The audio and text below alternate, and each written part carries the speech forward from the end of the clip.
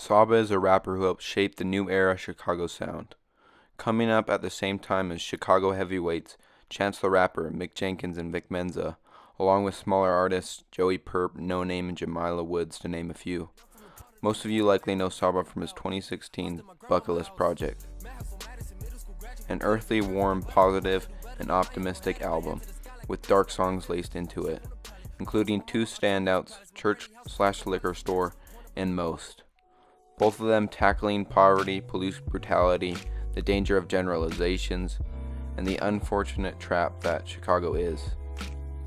American Hypnosis talks about his family's mental health, his own anxieties, being an outcast, and again, the reality of Chicago. This all being said, the Bucket List Project's overall goal was to inspire listeners to chase their own dreams, and hopefully see Saba being a successful example of that. Enter Care For Me, his latest album and my personal favorite hip-hop album of the year so far. A completely different beast when looking at his discography. As to why it's such a big departure, the answer is fellow Pivot member John Walt. The mother of a Chicago rapper speaks about her son's death. Someone stabbed Walter Long Jr. to death, one of the latest victims of street violence in Chicago.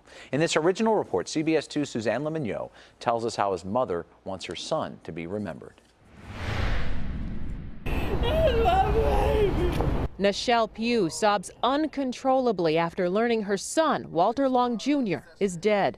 Pugh says her son called her before he was allegedly stabbed to death by this man, Kevin Alexander. It was the worst thing I've ever heard in my entire life. I was on the phone with him for 9 minutes throughout this ordeal. You said you heard him take his last breath. Mm-hmm. On February 8th, Long got off the train in the Fulton River District. Police say Alexander followed him. The two knew each other. Surveillance video shows Long walking down the street. Then a man in a red shirt runs after him. The two fight, ending up behind this SUV. Long runs away. The man in the red shirt leaves.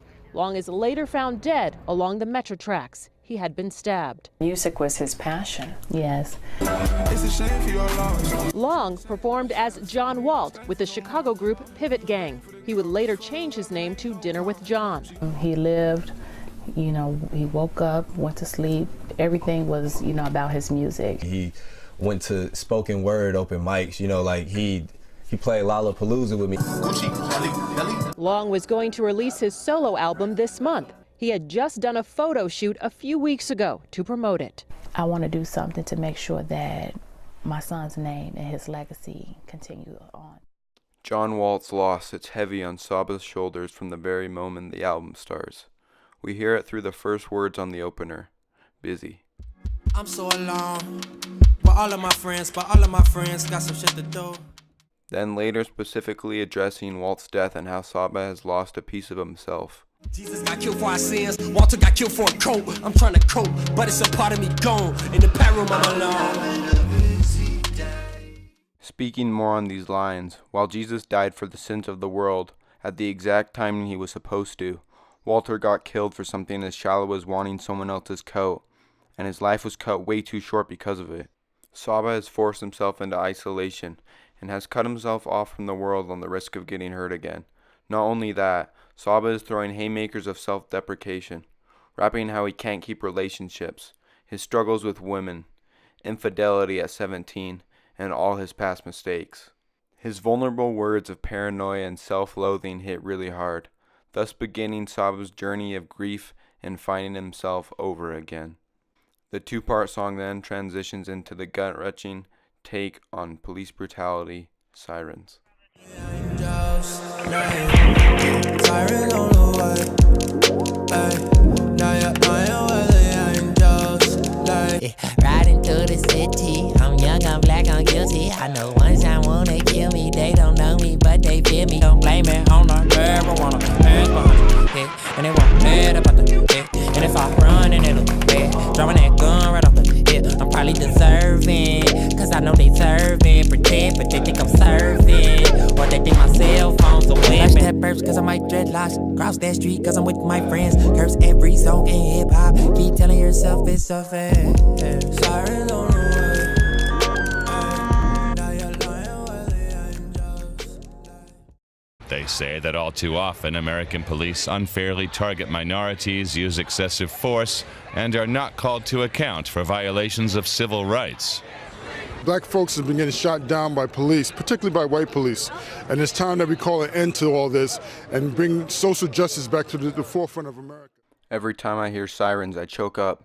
I see those images of young black men getting killed by the police, and then perversely, those same police officers getting acquitted, even with footage of a murder.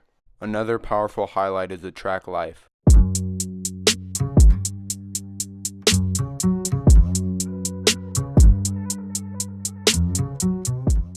Saba's delivery is angry, full of conviction, especially in the first verse. Saba here is feeling lost, and as if all the angels have run away, and all his demons are bubbling to the surface. Saba lashes out at corrupt politicians and the huge problem of mass incarceration in America's prison system. The anger is justified, evident by this documentary clip from the 2016 13th. Now have more African Americans under criminal supervision than all the slaves back in the 1850s. This track is a cathartic release of the black experience, and also his personal experience and how they are somewhat connected.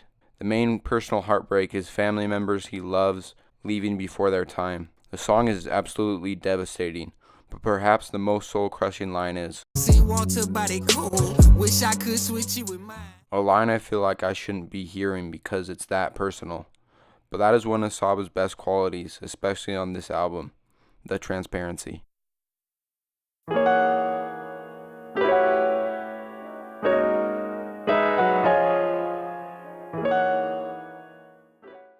The transparency and journey of grief continues on the heartbreaking calligraphy, perhaps the lowest point of the album. Saba has fallen down a rabbit's hole of grief. He is desperately trying to see the meaning of everything he's been going through. In tragedy, we search for the purpose or meaning behind an event, and this is that song. Searching for the why. Here's him to explain it. I'm not mad at God, I just can't get out of bed. My best friend obituary really hang on my wall. By the dresser, I'm trying to see it, a life lesson. No time for mourning in my schedule. I see the right letters. Then we get the outro. Every time I hear it, chills run down my spine. It's so powerful, personal, and performed with so much conviction that you can hear in his voice the heartbreak. Can't get out of bed. I'm not mad at God, but I can't get out of bed.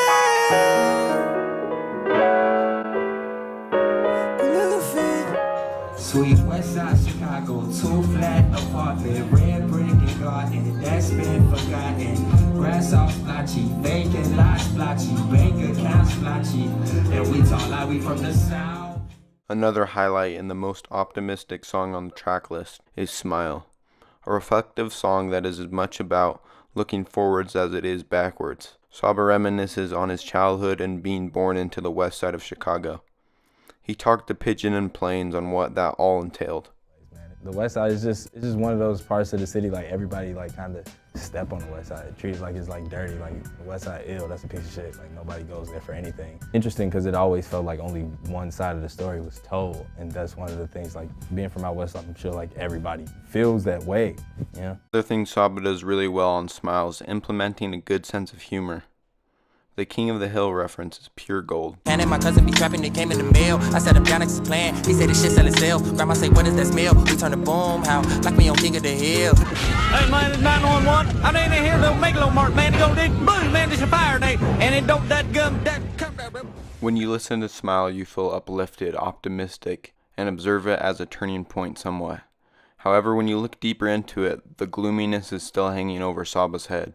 The way Saba wrote it was using future tense verbs. When he ends each verse, the last word he uses is I'll. It's a clue that he will smile, but at the moment he is unable to do so. The most insightful part of the song is the bridge on how he's trying to smile in the midst of madness. All that I am is my family these days. Moment of madness, I can't seem to evade. More than a canvas, you carry me these days. Practice, I'm trying to remember. Then we get the penultimate two-gut punch that closes out the John Walt narrative. Prom/King.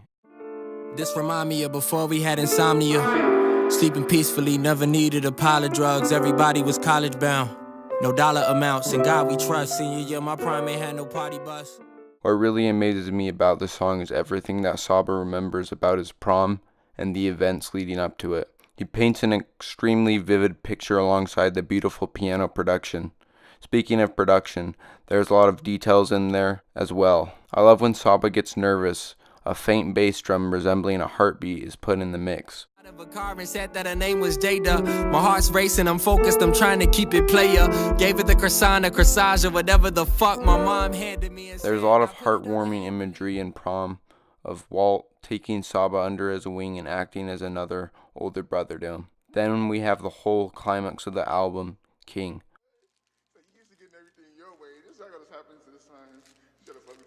I went to St. Louis, had a full ride for his hooping. Him and his coach got into it, now he back home doing music. Ay, I was at Columbia, a damn near straight A student. I had one beat in a hip-hop class, I thought that shit was stupid. Production is a sudden shift from the laid-back, jazzy piano beat. Now there is a fast and relentless percussion along horns that come in and out. It continues where Prom left off. Walt and Saba are as close as ever and thriving on their independence, going off to college. Then later trying to get their music career off the ground by going to open mics. Thus, Pivot Gang was born. Keep the windows down when I'm in my ride. And there's only one way to live life. I'ma go for mine, all jokes aside. Then things turn dark. The drums become even greater in force and Saba's flow matches the powerful production. My heart dropping, I'm like, yo, what is it? He said he with TY on the highway and some niggas just tried to kill him. Emptied the clip on the car, but somehow they didn't hit him. Sometimes I fucking hate Chicago, cause I hate this feeling. John gets shot at riding around Chicago. The effects of gun violence and the casualty living in Chirac. He survives and things are about as perfect as they could get. They are both thriving in their respective music careers. Saba's been on Sway in the Morning, done Lollapalooza, dropped Bucket List, and John is almost done producing his debut album. Then, an unknown number calls. She says, hello, Malik, have you or Squeak talked to my son today? He was just on the train. We got in the car, but we didn't know where to drive to. Fuck it, wherever you are, my nigga, we'll come and find you. Just another day in the ghetto. Oh, the streets bring sorrow. Can't get up to date with the schedule. I just hope I make it to tomorrow.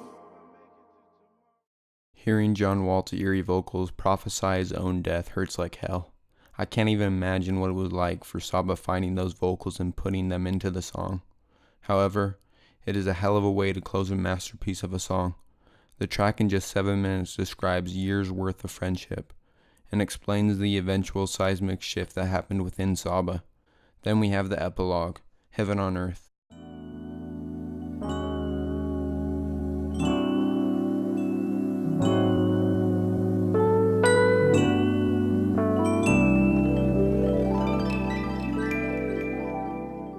Interesting enough, the first song Saba wrote for Care For Me, and it's easy to see why. It was a way for him to cope with Walt's death and put himself in John's shoes. The track imagines Walt's final moments and when he eventually becomes a ghost. Although he is in heaven, it doesn't feel right and he wants to stay down with his brothers. Although it doesn't feel quite right, he is still in a better place and surrounded by heaven.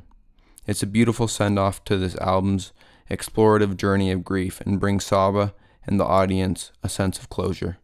Long live John Walt. You know, you guys have been, since the days of practicing in grandma's basement, Pivot Gang has come a long way. Yes. I got one more. Oh, we got one more? I missed somebody? We got one more. Go ahead. I'm glad you wore your shirt today, my guy. This our brother John Walt. The John Walt Foundation. Our brother John Walt. Long live John Walt. Yeah. John Walt's mother is here with us. Everybody make some noise for John Walt's mother. For those of y'all who don't know, John Walt is my older cousin. He helped, he was right there since day one with us, when Pivot Gang formed. and was a real, you know what I'm saying, strong piece of what made Pivot what it was. John Walt was murdered.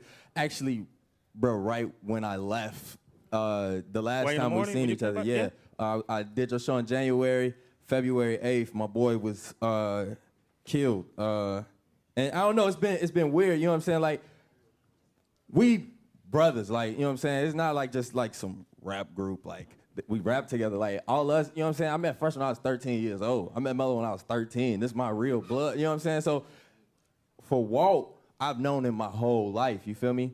So it's been, you know what I'm saying? It's been that adjustment, you know what I'm saying? Adjusting to what, like, every day, you know what I'm saying? I mean, it's February, and a lot of people are like, man, you know, it's a while ago, but it's like, you used to seeing somebody every day for your whole life, and then that's stripped from you because of some dumb violence in Chicago. So it's like, that's why we up here. We, you know what I'm saying? We trying to do everything in our power to do something about it, you know what I'm saying?